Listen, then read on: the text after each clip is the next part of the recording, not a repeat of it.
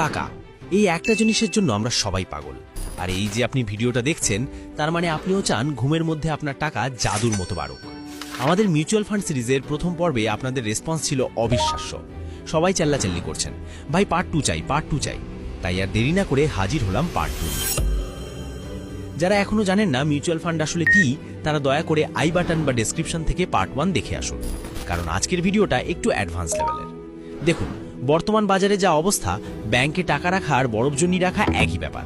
Inflation বা দ্রব্যমূল্যের ঊর্ধ্বগতির তাপে আপনার জমানো বরফ বা টাকা দুটোই গলে শেষ হয়ে যাবে। বাজারে চাল, ডাল, তেলের যা দাম, তাতে টাকা অলস ফেলে রাখা মানে নিজের পায়ে কুড়াল মারা।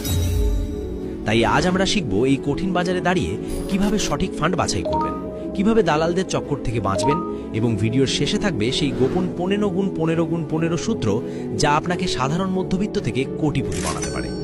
এক সেকেন্ডও স্কিপ করবেন না। চলুন সরাসরি অ্যাকশনে যাওয়া যাক। ইনভেস্টমেন্ট শুরু করার সময় 95% মানুষ প্রথমেই একটা বড় ভুল করে, আর সেটা হলো রেগুলার প্ল্যান কিনে ফেলা। বড্ড মারাত্মক ভুল এটা। ব্যাপারটা একদম সহজ করে আমাদের দেশি স্টাইলে বুঝুন। ধরুন আপনি বাজার থেকে এক বোতল জল কিনবেন। বোতলের গায়ের রেট 20 টাকা। আপনি দোকানদারকে 20 টাকা দিলেন, জল পেলেন। এটা স্বাভাবিক।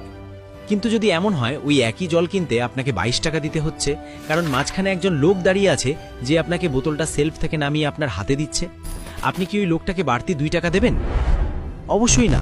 ভাববেন হাত থাকতে অন্যের সাহায্য নেব কেন, নিজেই নামিয়ে নেব। মিউচুয়াল ফান্ডেও ঠিক এই গেমটাই হয়। ফান্ড 2 ধরনের হয়, এক রেগুলার প্ল্যান এবং 2 ডিরেক্ট প্ল্যান। আপনি যখন ব্যাংকের কোনো রিলেশনশিপ ম্যানেজার বা কোনো এজেন্টের মাধ্যমে মিউচুয়াল ফান্ড কেনেন, তারা আপনাকে মুখে মধু মেখে রেগুলার প্ল্যান ধরিয়ে দেয়।